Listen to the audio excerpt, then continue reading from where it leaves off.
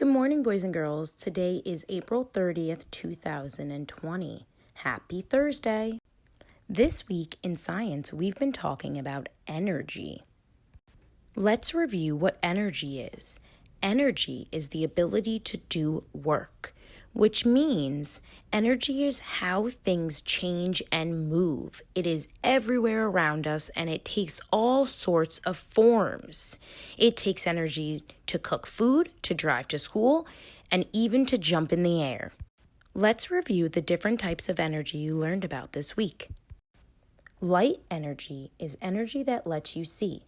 For example, a flashlight, light bulb, or even the sun. Heat is another form of energy. It is energy that makes things warmer. For example, fire or the sun. And the last form of energy we're going to talk about today is sound. Sound is energy you can hear.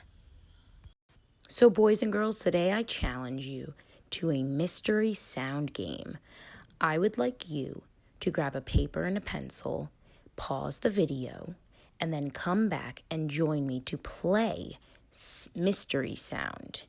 In order to play this game, all you need to do is listen to the sounds in the video and write down where you believe the energy is coming from. What is the source? So what is making that sound that you are hearing?